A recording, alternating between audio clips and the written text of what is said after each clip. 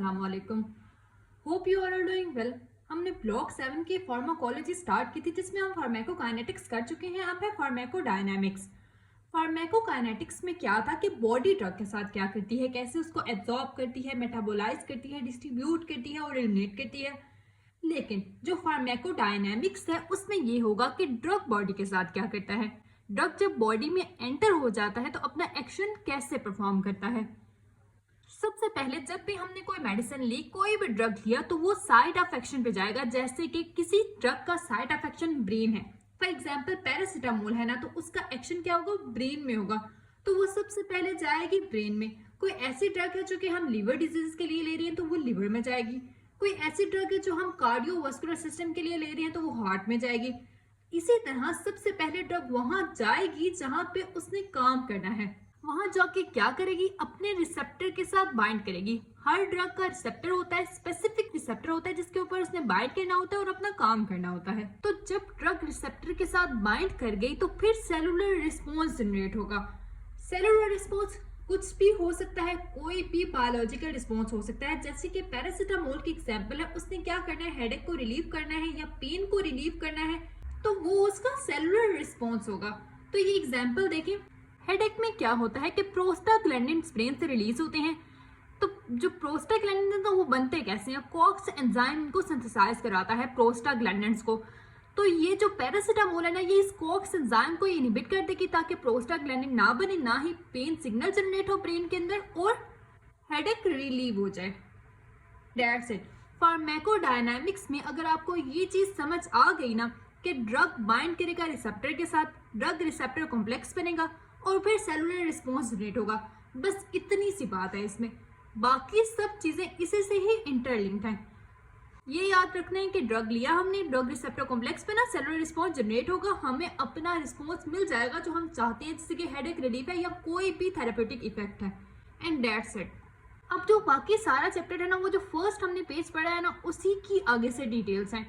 तो फार्माकोडायनामिक्स क्या हुई, ड्रग बॉडी के साथ क्या करती है, सबसे पहले ड्रग बाइंड करती है अपने रिसेप्टर के साथ, ड्रग रिसेप्टर कॉम्प्लेक्स बनता है और alteration the activity of the cell, जो भी सेलुलर रिस्पॉन्स जनरेट होना होता है वो हो जाता है।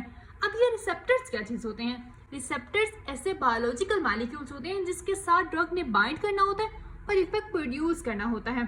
अब इन रिसेप्टर्स के साथ जो बायोलॉजिकल मॉलिक्यूल्स हैं वो भी लगते होते हैं, मतलब जो बॉडी खुद सिंथेसाइज करती है, जैसे कोई न्यूरोट्रांसमीटर्स वगैरह, कुछ भी जो बॉडी खुद भी सिंथेसाइज करती है ना, हार्मोन्स वगैरह, उन्होंने भी रिसेप्टर्स पे लगना होता है। तो ड्रग भी जाके रिसेप्टर्स पे लगेंगे और बायोलॉजिकल रिस्पॉन्स प्रोड्यूस करेंगे अपना। अब कौन कौन सी ऐसी रिसेप्टर फैमिलीज होती हैं, अब ये जो रिसेप्टर फैमिलीज होनी है ना, इसमें भी वही होना है कि ड्रग ने बाइंड करना है रिसेप्टर के साथ, ड्रग रिसेप्टर कॉम्प्लेक्स बनेगा और रिस्पॉन्स जनरेट होगा। अब जो रिस्पॉन्स जनरेट होगा ना, वो हर एक में डिफरेंट होगा। जैसे कि transmembrane ligand gated ion channel है ना, आयन है ना, तो आयन रिलीज करेगा और अपना रिस्पॉन्स प्रोड्यूस करेगा। जी प्रोटीन कपल रिसेप्टर है, तो जैसे हमने बायोकेमिस्ट्री में पढ़ा था, ये जी प्रोटीन से काम करेगा। काम चेंज होगा जो वो करेगा, आयंस जो रिलीज करेगा, जो काम करेंगे मेंबर्स वो भी चेंज होंगे, लेकिन बेसिक कॉन्सेप्ट है ना कि ड्रग ने रिसेप्टर्स के साथ बाइंड करना है और फिर रिस्पॉन्स जनरेट हो रहा है, वो हर एक में सेम रहेगा। अब इसके अंदर जो भी डिटेल्स है ना, वो याद रखने वाली चीजें हैं। इसमें इतनी ज्यादा परेशानी वाली बात ये नहीं है कि इसका कॉन्सेप्ट हमें समझ आई आए कि ये काम क्यों हो रहा है, बस इसमें ये काफी है कि कोई काम हो रहा है, ड्रग ने बाइंड किया रिसेप्टर के साथ और कोई एक्शन जनरेट हो रहा है। अब वो एक्शन डिफरेंट तरह के हो सकते हैं, तो हम हर एक में देखेंगे, लेकिन इसकी बहुत ज्यादा डिटेल्स में जाने की जरूरत नहीं है, क्योंकि इसके अंदर से एमसीक्यूज पहले आता होता था, लेकिन अब तो एमसीक्यूज होने हैं। तो एक तो एमसीक्यूज वो भी बेसिक कॉन्सेप्ट होगा, तो आप इनको एक दफा अच्छे से पढ़ लेंगे तो ये काफी होगा। तो जो पहली रिसेप्टर फैमिली है वो transmembrane ligand gated ion channel है। ये ऐसे आयन चैनल्स होते हैं जिनके साथ ड्रग बाइंड करती है, इनके ओपन हो जाते हैं। आयन चैनल पहले क्लोज था, ड्रग ने उसके साथ बाइंड किया, पोर्स ओपन हो गए। जैसे कि एग्जाम्पल उन्होंने दी हुई है कि निकोटिनिक रिसेप्टर्स जो होते हैं बॉडी के अंदर गैबा रिसेप्टर्स होते हैं। अब ये निकोटिनिक रिसेप्टर्स हम एएनएस में पढ़ेंगे। अब इनमें होता क्या है कि एसिटाइलकोलिन बाइंड करती है इन निकोटिनिक रिसेप्टर्स के साथ, सोडियम इन होता है, पोटेशियम आउट होता है, एक्शन पोटेंशियल जनरेट होता है, मसल कॉन्ट्रैक्शन हो जाती है। अब ये जो निकोटिनिक रिसेप्टर्स हैं, अब हमने इनकी डिटेल पढ़नी है एएनएस के अंदर। यहाँ पे आपको बस ये पता होना चाहिए कि एसिटाइलकोलिन बाइंड करता है निकोटिनिक रिसेप्टर्स के साथ। इसका मेन काम पता होना चाहिए कि मसल कॉन्ट्रैक्शन होनी है। कैसे होनी है? सोडियम इन होगा, पोटेशियम आउट होगा, एक्शन पोटेंशियल जनरेट होगा, जैसे कि फिजियो में पढ़ा था, and that's it, action generate हो जाएगा। एक और भी एग्जांपल है कि गैबा रिसेप्टर्स। अब देखें इसमें आयन काम कर रहे हैं, सोडियम पोटेशियम आयंस है ना, बाकी जो रिसेप्टर फैमिलीज होंगे ना उनमें ये आयंस नहीं होंगे, तो ये सोडियम पोटेशियम काम कर रहे हैं यहाँ पे। जैसे कि गैबा रिसेप्टर्स हैं, इसके साथ अगोनिस्ट बाइंड किया, कोई भी ड्रग अगोनिस्ट होता है, कोई भी ड्रग होता है जो कि सेम वो काम करता है जो कि बॉडी के अपने मॉलिक्यूल्स करते हैं। जैसे कि एसिटाइलकोलिन है ना, ये अगोनिस्ट है निकोटिनिक रिसेप्टर्स का। अगोनिस्ट का मतलब ये होता है कि जैसे पैरासिम्पैथेटिक सिस्टम था ना, हमने पढ़े थे सिंपैथेटिक और पैरासिम्पैथेटिक सिस्टम होता है। पैरासिम्पैथेटिक सिस्टम रिलैक्स और डाइजेस्ट सिस्टम होता है, इसके अंदर एसिटाइलकोलिन रिलीज होता है। आपको याद होगा कि एसिटाइलकोलिन नॉर्मली भी बॉडी में रिलीज होता था कोई ड्रग लिए बगैर। यहाँ पे तो ये ड्रग है ना, वैसे बॉडी में नॉर्मली भी जनरेट होता है, जैसे कि एपिनेफ्रीन, नॉन एपिनेफ्रीन बॉडी के अंदर नॉर्मली जनरेट हो रहे हैं ना। जब सिंपैथेटिक रिस्पॉन्स जनरेट होगा या पैरासिम्पैथेटिक रिस्पॉन्स होगा तो ये उनके अगोनिस्ट होते हैं, सेम वही काम करेंगे जो कि वो कर रहे थे। तो कोई भी अगोनिस्ट बाइंड किया गैबा रिसेप्टर्स के साथ, क्लोराइड का इनफ्लक्स हुआ, हाइपरपोलराइजेशन हुई और एक्शन पोटेंशियल कम जनरेट हुआ। अब इसकी भी फिजियोलॉजी के अंदर जाने की तो जरूरत नहीं है कि कैसे हुआ, क्यों हुआ, बस ये पता होना चाहिए हाइपरपोलराइजेशन हुई, एक्शन पोटेंशियल कम हो गया। अब यहाँ पे ये वाली एग्जांपल इंपॉर्टेंट है कि लोकल एनेस्थेटिक्स जो है वो कैसा काम करते हैं। लाइगेंड गेटेड आयन चैनल्स के ऊपर ही बाइंड करते हैं, ये वोल्टेज गेटेड सोडियम चैनल्स को ब्लॉक कर देते हैं। सोडियम रिलीज नहीं होगा, एक्शन पोटेंशियल जनरेट नहीं होगा, न्यूरोनल कंडक्शन नहीं होगी, न्यूरॉन कंडक्ट नहीं करेंगे, इसकी वजह से एनेस्थीसिया हो जाएगा। ये वाली एग्जांपल इंपॉर्टेंट है। ये थे transmembrane ligand gated ion channels. Transmembrane जी प्रोटीन कपल रिसेप्टर्स होते हैं, ये तो हमने बायोकेमिस्ट्री में बहुत डिटेल से पढ़ा था। अब ये जी प्रोटीन कपल रिसेप्टर्स होते हैं, इसके अंदर जी प्रोटीन्स होती हैं। अब जो जी प्रोटीन्स होती हैं उनके अंदर 3 सब यूनिट्स होते हैं, अल्फा, बीटा और गैमा सब यूनिट्स होते हैं। ठीक है, जब भी कोई ड्रग इन रिसेप्टर्स के साथ बाइंड करता है, जी प्रोटीन कपल रिसेप्टर्स के साथ क्या करता है, तो इसके साथ जो जी प्रोटीन लिंक होती है ना, इसके अब 3 सब यूनिट्स है, अल्फा, बीटा और गैमा। इसके साथ साथ इसके साथ जीडीपी भी लगा हुआ था। जब कोई भी ड्रग आके बाइंड किया ना, इसने अपने जीडीपी को छोड़ दिया और जीटीपी को बाइंड कर दिया। ठीक है, ड्रग लगा, जीटीपी रिलीज हो गया, जीटीपी बाइंड हो गया। अल्फा सब यूनिट जो इसका था, 3 सब यूनिट है ना, अल्फा सब यूनिट बीटा और गैमा से अलग होगा और अब अपना रिस्पॉन्स जनरेट करेगा। अब इसमें रिस्पॉन्स 2 तरह के हो सकते हैं। अगर जी प्रोटीन कपल रिसेप्टर्स जीएस के साथ लिंक है तो डिफरेंट रिस्पॉन्स होगा, और अगर जी आई प्रोटीन के साथ लिंक है, यानी कि ये जी प्रोटीन्स की टाइप्स है ना, एस होगा स्टिमुलेटरी और आई होगा इनहिबिटरी।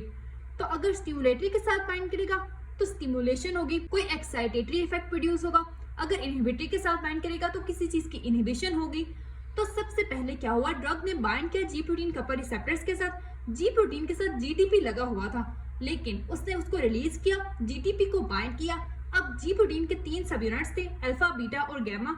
उसने क्या किया, अल्फा सब यूनिट उसका बीटा और गैमा से अलग हुआ और फिर अपना रिस्पॉन्स जनरेट करेगा। अब रिस्पॉन्स क्या हो सकता है, अगर जीएस प्रोटीन है तो साइक्लिक ईएमपी इंक्रीज करेगी और मेनली जो है वो प्रोटीन फास्फोराइलेशन हो जाएगी। तो जीआई प्रोटीन के साथ जी प्रोटीन कपल रिसेप्टर लिंक होगा तो साइक्लिक ईएमपी डिक्रीज करेगी, प्रोटीन फास्फोराइलेशन नहीं होगी। अब इसका काम क्या था, प्रोटीन की फास्फोराइलेशन कराना। जो हमने आयन गेटेड चैनल्स पढ़े थे उनका काम क्या था, एक्शन पोटेंशियल कराना। यहाँ पे काम है कि हमने प्रोटीन की फास्फोराइलेशन करानी है। अगर जीएस प्रोटीन होगी तो हो जाएगी, अगर जीआई प्रोटीन होगी तो नहीं होगी, एंड दैट्स इट। और एंड पे क्या होगा कि जब कोई ड्रग या हार्मोन या अगोनिस्ट वगैरह इस रिसेप्टर से रिमूव हो गया, यानी जी प्रोटीन कपल रिसेप्टर से रिमूव हो गया, तो दोबारा से सारी चीजें नॉर्मल हो जाएंगी। नॉर्मली क्या था, अल्फा सब यूनिट बीटा और गैमा के साथ जुड़ा हुआ था, जीटीपी की जगह जीडीपी लगी हुई थी, तो वही सारा कुछ नॉर्मल हो जाएगा। टीपी अल्फा सब यूनिट के ऊपर हाइड्रोलाइज हो जाएगी जीडीपी के ऊपर, जैसे कि मैंने पहले बताया, और एडिनाइल साइक्लेज डीएक्टिवेट हो जाएगा। पहले एक्टिवेट था ना, अब डीएक्टिवेट हो जाएगा। बस इतनी सी बात है इसमें। अब 2 हमने फैमिलीज पढ़नी है, एक लाइगेंड गेटेड आयन चैनल और दूसरा जी प्रोटीन कपल रिसेप्टर्स। अब नेक्स्ट आ जाते हैं एंजाइम लिंक्ड रिसेप्टर्स। अब जो भी रिसेप्टर फैमिलीज है ना, उनके नाम में ही वो होगा जो कि काम करेगा। अब ये एंजाइम लिंक्ड रिसेप्टर्स है ना, यहाँ पे एंजाइम काम करेंगे। आयन गेटेड आयन चैनल से था, आयन काम कर रहे थे। जी प्रोटीन कपल रिसेप्टर था तो जी प्रोटीन काम कर रही थी। तो यहाँ पे एग्जाम्पल उन्होंने दी हुई है इंसुलिन रिसेप्टर्स की। इंसुलिन रिसेप्टर्स में क्या होता है कि इंसुलिन रिसेप्टर के साथ बाइंड करती है उसके बीटा सब यूनिट के ऊपर। ये नहीं याद रहता कि बीटा सब यूनिट के ऊपर बाइंड करती है तो कोई बात नहीं, इंसुलिन ने बाइंड करना इंसुलिन रिसेप्टर्स के साथ, रिसेप्टर टायरोसिन काइनेज एक्टिवेट होगा। अब इसके आगे जो भी स्टेप्स है ना, ये सारा डाटा लगाने वाले हैं। अब इनकी डिटेल में जाएंगे तो वो बायोकेमिस्ट्री वाले हो जाएंगे और वो उतनी ज्यादा जरूरत नहीं है फार्मा में। इस तरह के एमसीक्यूज आपको नहीं आएंगे, आपको फार्मा में फार्मा के रिलेटेड, ड्रग्स के रिलेटेड एमसीक्यूज आएंगे। तो ये नहीं आएगा कि इस स्टेप के बाद नेक्स्ट स्टेप क्या होगा, ऐसे नहीं होगा। ये आप बस पढ़े कि ये इसके बाद ये चीज होनी है। जैसे कि रिसेप्टर टायरोसिन काइनेज एक्टिवेट होगा, टायरोसिन रेसिड्यूज बीटा सब यूनिट का फास्फोराइलेट होगा, टायरोसिन काइनेज फास्फोराइलेट करेगा अदर प्रोटीन्स को। कौन से प्रोटीन्स हो सकती हैं? इंसुलिन रिसेप्टर प्रोटीन्स हो सकती हैं।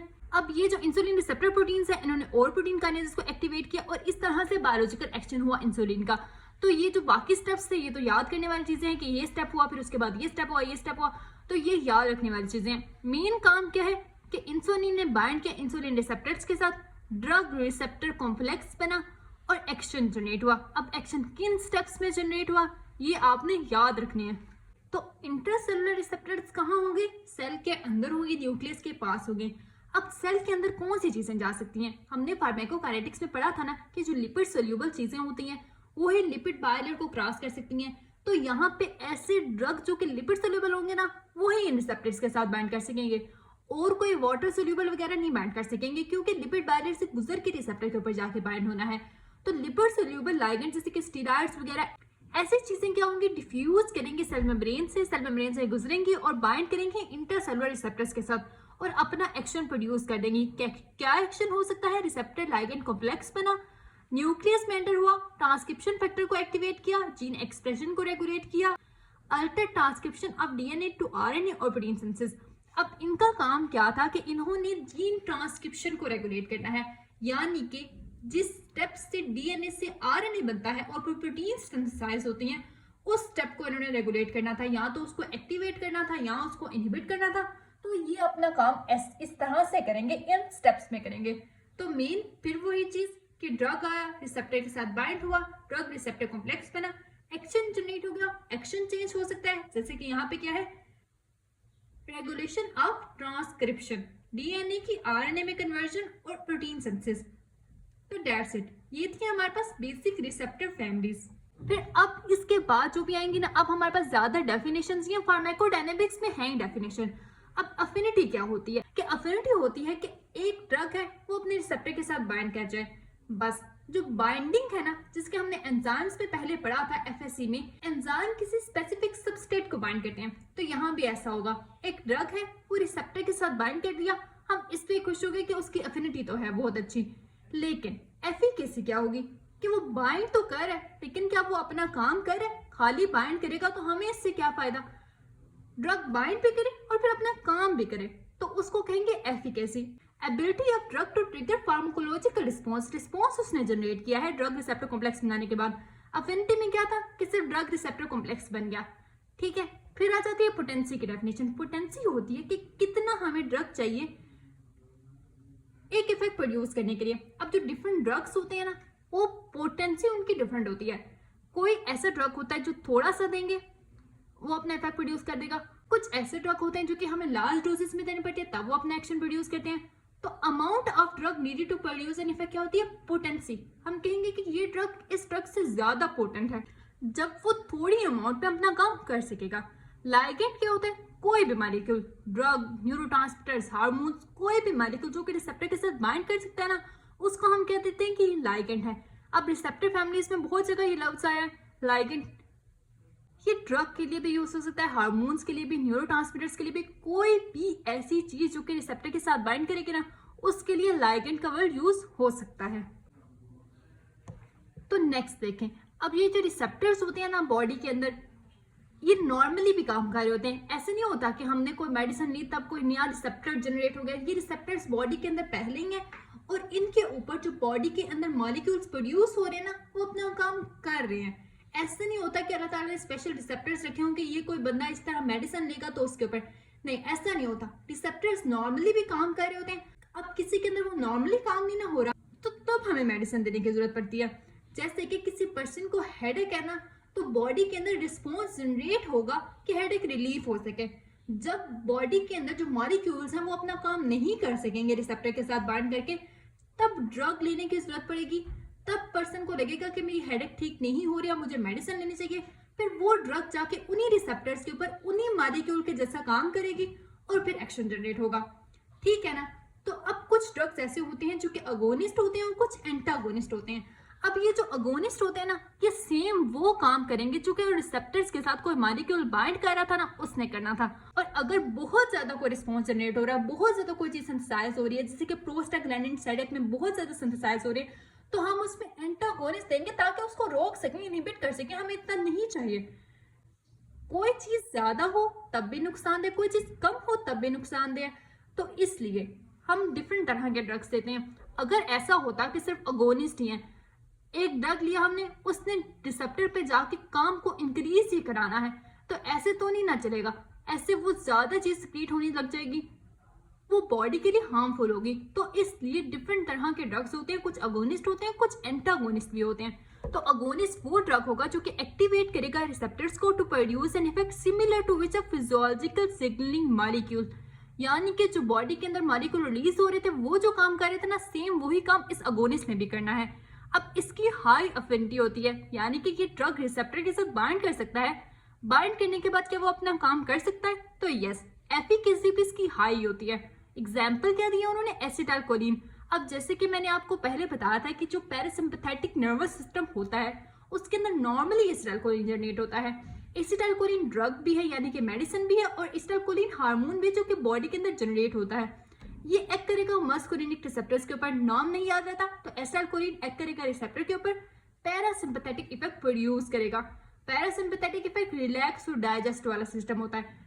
तो ये भी हम एएनएस में डिटेल से पढ़ेंगे, लेकिन यहाँ पे बस इसकी एग्जांपल याद रखनी है कि अगोनिस्ट के अंदर ये एग्जांपल हो सकती है। आपको एमसीक्यूज में एग्जांपल्स भी आ सकती हैं कि कौन से टाइप ऑफ ड्रग है, अगोनिस्ट है, एंटागोनिस्ट है, और बाकी भी अभी हम पढ़ेंगे।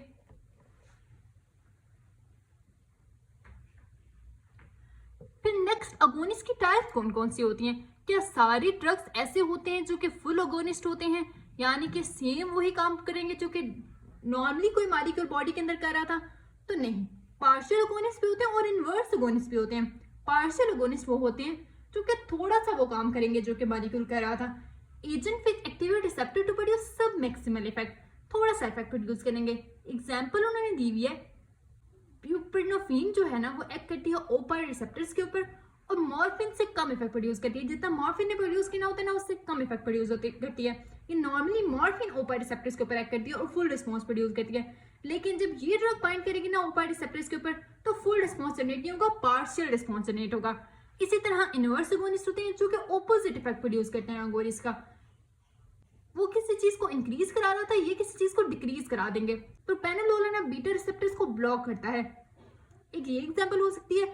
उसके अलावा बीटा कार्बोलिन्स बेंजाडाइज़ेपिन रिसेप्टर्स के ऊपर एक्ट करते हैं, तो ये भी इनवर्स अगोनिस्ट का काम करते हैं, जो कि इस रिसेप्टर ने, बेंजाडाइज़ेपिन रिसेप्टर ने करना था ना, उससे उल्ट काम करेंगे।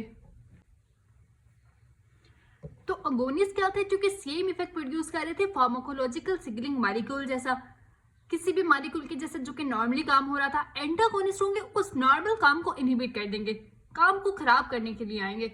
लेकिन ये अच्छे भी होते हैं जब काम ज्यादा हो रहा होगा, कोई भी ऐसी चीज जो ज्यादा सिंथेसाइज हो रही होगी, हमें नहीं रिक्वायर्ड, हम उसको रोकेंगे, हम एंटागोनिस्ट देंगे। एंटागोनिस्ट वो होती है जो कि इनहिबिट करती है एक्शन ऑफ अदर ड्रग, किसी ड्रग का एक्शन को भी इनहिबिट कर सकती है और नॉर्मली जो मॉलिक्यूल्स है ना बॉडी के अंदर, उनके एक्शन को भी इनहिबिट कर सकती है।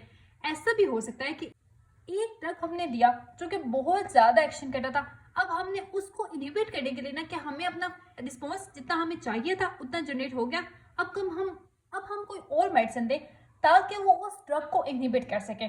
तो इसकी भी डिफरेंट टाइप्स होती हैं, कुछ नॉन रिसेप्टर्स होते हैं और कुछ रिसेप्टर्स होते हैं। नॉन रिसेप्टर्स के अंदर फिजिकल एंटागोनिस्ट होते हैं, केमिकल एंटागोनिस्ट होते हैं और फिजियोलॉजिकल एंटागोनिस्ट होते हैं। इसके लिए रिसेप्टर के साथ बाइंड करने की जरूरत नहीं है। फिजिकल एंटागोनिस्ट अगर हम देंगे ना, तो ये ऐसा ड्रग होगा जो कि दूसरे ड्रग के इफेक्ट को कम करेगा। कैसे? फिजिकल मीन से, जैसे कि चारकोल, उसकी एब्जॉर्प्शन नहीं होने दे रहा। अब ये एब्जॉर्प्शन एक फिजिकल प्रोसेस है ना, कि एब्जॉर्प्शन होगी तभी वो काम कर सकेगा। चारकोल अल्कलाइड की एब्जॉर्प्शन ही नहीं होने दे रहा ताकि वो अपना काम ना कर सके। अब एब्जॉर्प्शन होगी, हमने फार्माकोकाइनेटिक्स में पढ़ा था कि एब्जॉर्प्शन होगी तभी डिस्ट्रीब्यूशन होगी, मेटाबॉलिज्म होगा, तो ये सब काम हो ही नहीं रहे, एब्जॉर्प्शन नहीं हो पा रही, चारकोल ने उसके एब्जॉर्प्शन को प्रिवेंट कर दिया, वो अपना काम कर ही नहीं पा रहा। फिर केमिकल एंटागोनिस्ट होते हैं, ये रिएक्ट कर जाएंगे उनके साथ, केमिकली रिएक्ट कर जाएंगे, जैसे कि NaHCO3 HCl को न्यूट्रलाइज करता है। हमारे स्टमक के अंदर HCl होता है ना, अगर हम किसी पर्सन को NaHCO3 दे देंगे ना, अगर किसी के अंदर HCl ज्यादा सिक्रीट हो रहा था, NaHCO3 इसके साथ केमिकली रिएक्ट करेगा और इसके एक्शन को न्यूट्रलाइज कर देगा, खत्म कर देगा। तो एक ड्रग रिएक्ट करता है केमिकली बॉडी के अंदर डिक्रीज करने के लिए इफेक्ट ऑफ अदर ड्रग। फिर होते हैं कुछ फिजियोलॉजिकल एंटागोनिस्ट। ये जो फिजियोलॉजिकल एंटागोनिस्ट होते हैं ना, ये डिफरेंट रिसेप्टर्स के साथ बाइंड करते हैं। अब नॉर्मली तो ऐसा हो रहा था ना कि ड्रग सेम उसी रिसेप्टर के साथ बाइंड कर रहा था जिसके साथ दूसरा मॉलिक्यूल या दूसरा ड्रग बाइंड कर रहा था। तो यहाँ पे ऑपोजिट होगा कि दो ड्रग्स हैं, डिफरेंट रिसेप्टर्स के ऊपर बाइंड करेंगे लेकिन ऑपोजिट इफेक्ट प्रोड्यूस करेंगे, जैसे कि हिस्टामिन और एड्रेनालिन एनाफिलैक्सिस के अंदर। अब ये जो हिस्टामिन है ना, ये एलर्जी कराता है, और जो एड्रेनालिन है ना, ये एलर्जी को ठीक कराता है, लेकिन दोनों डिफरेंट रिसेप्टर्स के ऊपर बाइंड करेंगे। जो हिस्टामिन है वो हिस्टामिन रिसेप्टर्स के ऊपर बाइंड करेगा, और ये जो एड्रेनालिन है ना, ये अल्फा बीटा रिसेप्टर्स के ऊपर बाइंड करेगा। तो दोनों ने काम ऑपोजिट करना है लेकिन डिफरेंट रिसेप्टर्स के ऊपर बाइंड करके। तो ये भी टाइप है एंटागोनिस्ट की। फिर नेक्स्ट होते हैं रिसेप्टर्स। फार्माकोलॉजिकल एंटागोनिस्ट इसमें आ जाते हैं। फार्माकोलॉजिकल एंटागोनिस्ट होते हैं जो कि अगोनिस्ट को उस रिसेप्टर के साथ बाइंड नहीं होने देते, खुद जाके वहां पे बाइंड हो जाएंगे लेकिन अगोनिस्ट को नहीं बाइंड होने देंगे कि वो अपना काम ना कर सके। अब इसमें दो तरह के होते हैं, ये FSA में भी पढ़े थे। कॉम्पिटिटिव एंटागोनिस्ट होते हैं और नॉन कॉम्पिटिटिव एंटागोनिस्ट होते हैं। जो कॉम्पिटिटिव होते हैं ना, इसका मतलब है उनके साथ कॉम्पीट किया जा सकता है। अगर हम ड्रग को बढ़ा देंगे ना, तो ड्रग उन रिसेप्टर्स के साथ बाइंड हो जाएगा और ये फिर जाके बाइंड नहीं होंगे, जैसे कि एसिटाइलकोलिन है और एट्रोपिन है। अब ये जो एसिटाइलकोलिन होता है ना, ये नॉर्मली मस्कुलिनिक रिसेप्टर के ऊपर बाइंड करता है और पैरासिम्पैथेटिक इफेक्ट प्रोड्यूस करता है, जैसे कि हमने पहले अगोनिस्ट की एग्जांपल में पढ़ा। अब ये जो एट्रोपिन है ना, ये इसके इफेक्ट को इनहिबिट करेगा, ये खुद जाके मस्कुलिनिक रिसेप्टर के ऊपर बाइंड कर जाएगा और इसको बाइंड नहीं करने देगा। लेकिन अगर हम एसिटाइलकोलिन की कंसंट्रेशन को बढ़ा देंगे ना, तो वो इसके साथ कम्पीट कर सकेगा, एट्रोपिन के साथ कम्पीट कर सकेगा। हमने उसको पावर दे दी, हमने उसको ज्यादा कर दिया। At the same time non competitive antagonist होते हैं, इनको कोई नहीं फर्क पड़ता कि आप एक की कंसंट्रेशन बढ़ा दें। नॉन कॉम्पिटिटिव एगोनिस्ट होते हैं ना, तो एट्रोपिन को कोई फर्क नहीं पड़ा था, आप एसिटाइलकोलिन को जितना मर्जी बढ़ा दें, उसने कम्पीट नहीं करने देना था उसको। Non competitive receptor irreversibly bind कर सकते हैं, इनको नहीं हटाया जा सकता अगर ये एक दफा रिसेप्टर के साथ बाइंड कर जाए। Higher concentration cannot overcome, higher concentration से कोई फर्क नहीं पड़ता। एग्जाम्पल फिनोक्सीबेंजामीन और एपिनेफ्रीन। अब ये जो एपिनेफ्रीन है ना, ये नॉर्मली बाइंड करता है अल्फा बीटा रिसेप्टर्स के साथ, अल्फा रिसेप्टर्स के साथ मेनली। तो जो फिनोक्सीबेंजामीन है ना, ये इरिवर्सिबली बाइंड कर जाता है अल्फा रिसेप्टर्स के साथ और इसको काम नहीं करने देता है एपिनेफ्रीन को। आप चाहे एपिनेफ्रीन को जितना मर्जी बढ़ा लें, फिनोक्सीबेंजामीन ने वहां ही रहना है, रिसेप्टर के साथ रहना, उसने इसको काम नहीं करने देना। फिर नेक्स्ट आ जाती है डोज रिस्पॉन्सेस कर्व्स। अब हमने ये तो देख लिया कि ड्रग की रिसेप्टर के साथ अफिनिटी होती है, यानी कि ड्रग रिसेप्टर के साथ बाइंड कर सकता है, ड्रग रिसेप्टर कॉम्प्लेक्स बना सकता है। एफिकेसी भी होती है कि रिस्पॉन्स जनरेट कर सकता है, पोटेंसी भी होती है कि कितना अमाउंट ऑफ ड्रग चाहिए। अब हमें ये कैसे पता चलेगा कि कौन सा ड्रग कितना एफिशिएंट है, कौन सा ड्रग कितना पोटेंट है, कौन सा ड्रग की इफेक्टिव डोज ज्यादा है, कौन सा ड्रग टॉक्सिक है, ये सारी चीजें हमें कैसे पता चलेंगी। अब ऐसे तो नहीं होगा कि हम एक्सपेरिमेंट ही करते रहे, हर बंदा तो एक्सपेरिमेंट नहीं कर सकता ना, तो इसके लिए हम कर्व्स बनाते हैं। इससे हमें पता चलता है कि कौन सा ड्रग किस ड्रग से ज्यादा पोटेंट है, किस ड्रग से ज्यादा एफिशिएंट है, कितने लोगों को इससे फायदा हुआ है, कितने लोगों में इस ड्रग ने टॉक्सिक इफेक्ट प्रोड्यूस किया है। ये सारी बातें ना हमें इन डोज रिस्पॉन्स कर्व से पता चलती हैं। तो पहली जो कर्व है ना, वो है ग्रेडेड डोज रिस्पॉन्स। इसमें हम एक ग्राफ बनाते हैं, increase in the response with increase in drug dose. हमें ये पता चलेगा कि जैसे जैसे हम ड्रग डोज को इंक्रीज करें तो क्या रिस्पॉन्स भी इंक्रीज कर रहे ड्रग का, कि ड्रग कितनी एफिशिएंट है। एफिशिएंसी में यही था ना कि ड्रग बाइंड करेगा रिसेप्टर के साथ और फिर रिस्पॉन्स जनरेट करेगा। अब हमने देखना ये है कि हम जब ड्रग के डोज को बढ़ा रहे हैं तो क्या उसका रिस्पॉन्स भी इंक्रीज कर रहा है। तो इस जो कर्व है ना, इससे हमें क्या क्या इंफॉर्मेशन मिल सकती है। एक तो हमें ये पता चल सकता है कि एफिकेसी कितनी है, यानी कि ड्रग रिसेप्टर के साथ बाइंड करके कितना इफेक्ट प्रोड्यूस कर सकते हैं, मैक्सिमल इसका इफेक्ट क्या है या उसका मैग्नीट्यूड कितना है इफेक्ट का, मतलब कि कितना इफेक्ट प्रोड्यूस कर सकती है वो। तो ई मैक्सिमम होता है कि मैक्सिमम एफिकेसी है, जितना उस ड्रग के साथ रिसेप्टर ने बाइंड करके मैक्सिमम रिस्पॉन्स अपना प्रोड्यूस कर सकती है, वो 100% रिस्पॉन्स प्रोड्यूस कर सकती है।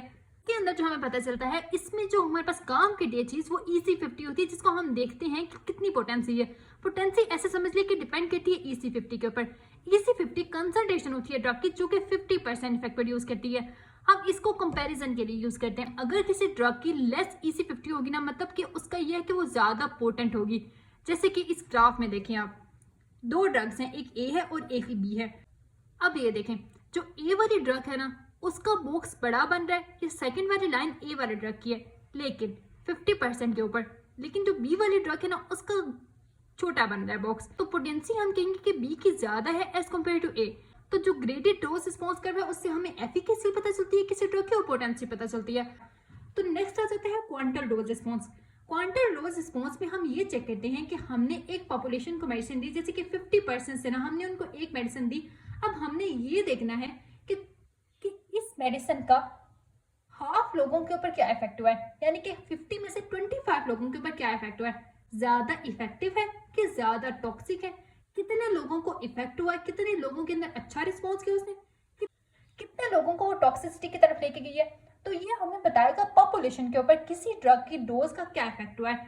तो graph between fraction of population showing that response with increase in dose of drug. हमने किसी ड्रग की डोज इंक्रीज की तो उससे पॉपुलेशन के ऊपर क्या इफेक्ट हुआ है।